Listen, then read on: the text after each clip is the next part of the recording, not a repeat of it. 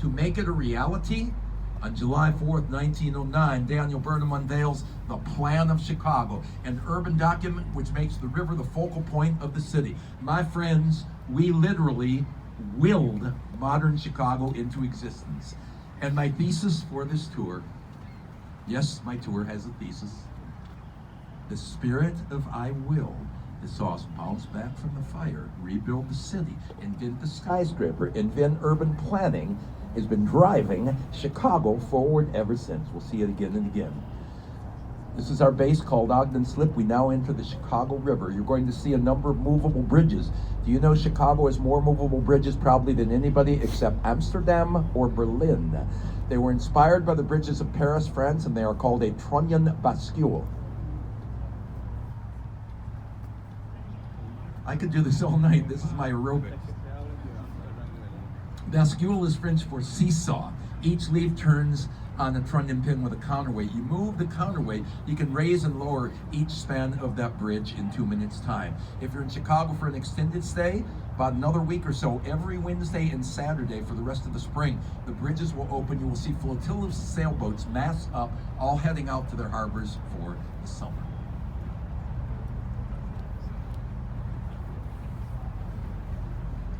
Taking Chicago by storm. Let's go to the first building on our tour. I know you're already looking at not one, not two, but three towers merging into one grand skyscraper.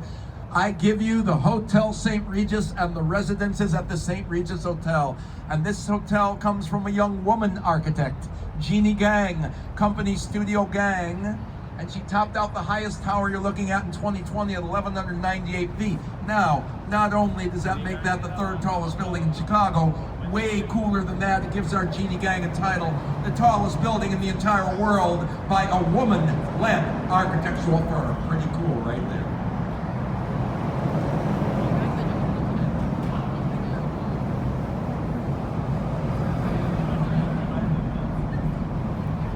Let's go into some of the design elements. Look at the lobby box and how the tower has a very unique flow. You know, it's more than just a rectangle, it has an interesting angular look to it. And Jeannie has cited her influence as coming from a frustrum. I'll be honest, I did not know what a frustrum was. A frustrum is the crystal formation you'll find if you look at fluorite or my birthstone, a sapphire. It kind of looks like an hourglass, yeah? Unless you survived the 1960s like I did, and then you might see a lava lamp in that design. 6 different tints of blue, green, and clear glass as Jeannie is evoking the ever-changing colors of the Chicago River water and its algaic nature. Finally, look up at the highest tower. 2 floors are left exposed.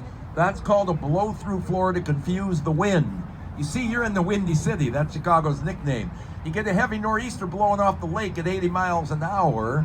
It wants to beat this building up, so you got to trick the wind. Now, a hero of mine, Buckminster Fuller, who gave the world the geodesic dome. He might have been to Epcot Center at Disney World in Florida. Bucky used to say the wind sucks. Nothing is blowing the wind. Wind is a high pressure zone seeking low pressure. So by leaving a hole in your building, you just created a low pressure zone. So when those strong winds come blowing off the lake, what are they going to do? Take the path of least resistance and just whistle through to the other side. Directly ahead of us stands the current second tallest building in Chicago, Trump International Hotel and Tower, Adrian Smith Architects, Skidmore, Owings & Merrill, 2009. 98 stories, 1,171 feet, 27 feet shorter than Jeannie Gang's building, and yet listed as taller because the architect put a needle on the roof, a spire. When you rate all the tall buildings in the world, you turn to the council. They sound like a Monty Python sketch. Their name is actually the Council on Tall Buildings in the Urban Habitats. And they figure it this way. A spire is an organic element to design. The architect meant it, so you include it in the height, taking the building to 1,369 feet. I'm more interested in what architect Adrian Smith is doing stylistically. As you look at the Trump building, I would call this contextualism. Architecture does not happen in a vacuum. Everything is site-specific, everything is relative. You want to be a good neighbor. So, you want to make the building fit in, look how it setbacks. Everywhere there's a cutaway, see those patios? That's actually corresponding to the height of a neighboring building. So this is this idea, be conscious of where you're building. It fits in much better that way. It segues, it flows a bit. Now coming up on our right, you will see a building with an almost mosque-like Moorish yellow onion skin dome. That is the Hotel Intercontinental. It began its life in 1929 as the Medina Athletic Club. It was a project of the philanthropic group who often call themselves the Sons of the East. You may know them for their go-karts, fezzes, circuses, and hospitals, the Medina Shriners. Now this is kind of wild. If you look at the big yellow ball again, back in the 30s, somebody had a wacky idea. They thought that would make a great landing pad for airships, like the Goodyear blimp. My friends, that's a really bad idea in a city crammed with skyscrapers. It never happened. Let's just say that steampunk dream would die with the crash of the Hindenburg, and after that, blimps, dirigibles, and zeppelins, except for lead, all fell out of favor. Now, London has Big Ben, and Paris it's Eiffel Tower. I'm a Chicagoan. I'll take the clock tower coming up on our right, the one and only Wrigley Building, commissioned by Chewing Gum King, William Wrigley Jr., who as a young man had attended Burnham's Fair, selling juicy fruit gum for the first time. He brings the fair home. The Wrigley Building is what the fair looked like. The style is called City Beautiful, Beaux Arts, where you go back to the source, Greece, Rome. Classic architecture uplifts the very soul. Spanish Revival, clock tower being modeled on 11th century Giralda Tower, Sevilla, Spain. And from my favorite London architect, the Gherkin man, Sir Norman Foster, the Apple computer store, with a wall that's not even there and a roof that evokes an Apple laptop computer, as well as our prairies. Hey friends, hold on to your wallets when you go shopping on the magnificent mile of Michigan Avenue. That's the fancy shopping. You're going to want to buy everything in sight. We call Michigan Avenue in the French way Boulevard Mich. It was inspired by the wide boulevards of Paris, France. Daniel Burning hoping Chicago would be Paris on the prairie. But friends, let's take it to the bridge. What happened to the bridge? And the bridge we named DuSable Bridge. We do not forget our history. We honor our first permanent resident, French-speaking fur trader from Haiti, Jean-Baptiste Montusab. He starts a fur trading empire right there in 1779. Now later, go up there, east side of Michigan Avenue, take a selfie with a photo of Mr. DuSable. The World's Fair influence lives on in the beauty of the Jewelers Building on our left with cupola dome and water tanks, 1926. Inspired by a 15th century Italian monastery, the Certosa de Pavia, but built here for the diamond trade. Movie fans, look at those water tanks. Who remembers Christian Bale as Batman in Batman Begins? Near the end of the movie, the old Cape Crusader is sitting up there surveying his domain, Gotham City. We served this Gotham City again for the sequel to Dark Knight. Now let's look at this black box building coming up on our right, my friends. This is modernism, and I would bet every single person on this boat knows modernism, the style of all our modern cities, right? Modernism was born at the Bauhaus. Who's heard of the Bauhaus? Very famous art school, 1920s Germany. Now you must understand the Bauhaus architects, they were utilitarian, they were functional. They would celebrate structural materials, they would say the brick is another teacher. But you know what the modernists didn't like? Decoration, ornamentation. To the modernists, that's bourgeois, superfluous, dishonest. A building's honest when it's structured. Three things I'll give you right here. Skeleton, skin, and space. Skeleton, the frame, skin, the glass curtain wall. Space, 90% of the time in modernism, a box, a square. But there was a rebel student at the Bauhaus, Bertrand Goldberg. He never did like squares. Hence, if Bertrand Goldberg gives us a modern building, get ready, because circle gets the square as we look at the Marina City Towers by Bertrand Goldberg. Early 1960s, we still call these the Corn Cob Towers. This also was the first attempt at residential living along the river downtown. You see, we didn't have a pretty river walk. When Chicago got railroads, we forgot the river, literally. Buildings and people turned their back on the river. It was a wasteland. But then people who work downtown, they're like, I'm not going to commute. I want to live where I work. So Goldberg says, I'll give you a city. And he does. 4 restaurants, bowling alley, swimming pool, bank, George Jetson, space age parking, and your living space upstairs. Now, I want to give you a pro tip if you live at Marina City. Friends, don't try to park your car yourself. Let the parking guys do that. You back up too much, you end up in the river. It's not pretty. 55 West Wacker Drive, directly to your left, introduces us to brutalism, a subset of modernism coming from a French phrase, béton brut, or raw concrete. The brutalists were modernists who took way too many steroids, right? They celebrate structure, but why would you go with that really heavy look? Brutalism wanted your institution the sense of lasting forever. Popular Cold War style. You see it a lot in university campuses and libraries, things like that. Step back with me to 1913, the old Reed Murdoch Center on our right by George Neiman's, thriving today as an industrial-sized restaurant called River Roast. Now, the architect George Neiman's was like the great Frank Lloyd Wright, who's heard that name, associated with what we call the Prairie School of Architecture. Prairie School architects evoke our flat, flat, flat, flat, flat, flat, flat, flat, flat, flat, flat, flat, flat Midwestern landscape. We don't have any mountains here. Did I make my point?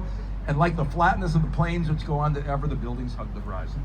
Hey friends, I made the big claim at the top of the tour that Chicago invented the skyscraper. I can back that up.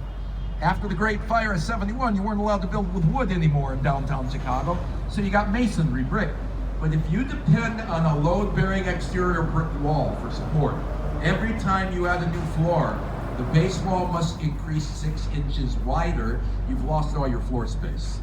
So in 1885, a Civil War bridge builder named William LeBaron Jenney, for the home insurance building, changed Chicago and changed the world.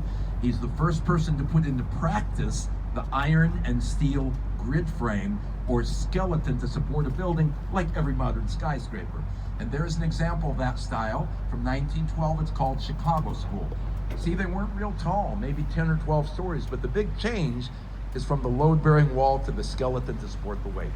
Now on our right, get ready for the style that truly put the roar in the roaring 20s, Art Deco, the 1930 Chicago Merchandise Mart.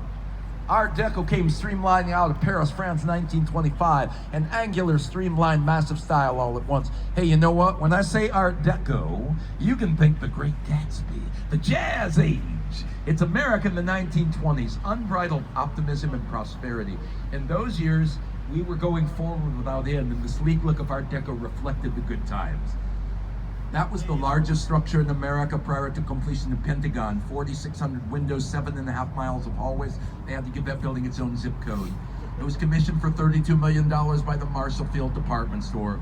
They dreamed of a giant wholesale market and woke up to the Great Depression, letting the building go for $13.5 million when Joseph P. Kennedy, the father of our late president and senators, picked it up in 1945. Eyes up and cameras at the ready. Welcome to the beginning of downtown Chicago. This is Wolf Point, where the three branches of the river meet. And the birthplace of downtown Chicago. Look around you. It's a showplace for new architecture today. With these new buildings, 1, 2, and 3. Now the building that started it, look at the building with the curve, the Nuveen building, 333 West Wacker Drive. Can you believe it? That was 1983. This building set the bar very, very high. It said, yo, if you're gonna build around me in the future, you bring your A game, you do your best, and everyone has. From the Wolf Point Tower Complex here, California friends, Wolf Point South already named Salesforce. And in front of us, the beautiful red sculpture by Spanish architect Santiago Calatrava sets off River Point. Now this is cool. You know who understands this building? Little kids. Look at the arch, and then look how that's complemented with an inverted parabola. Do you see the shape? So little kids immediately nicknamed this the Hot Pockets Sandwich Building because it looks like the microwave heating sleeve of that popular American pastry. And that's brilliant, my friends, because when you give a building a nickname, your brain is working. You take an image from your common experience and apply it to that shape. Let's go to the building that looks like a mechanical pencil, 150 North Riverside, the third of our new buildings. Why would you do that?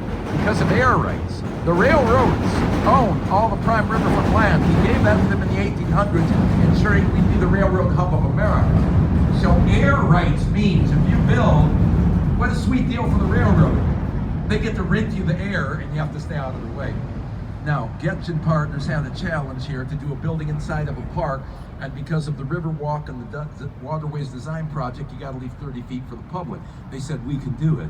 We'll do a building inside of a park.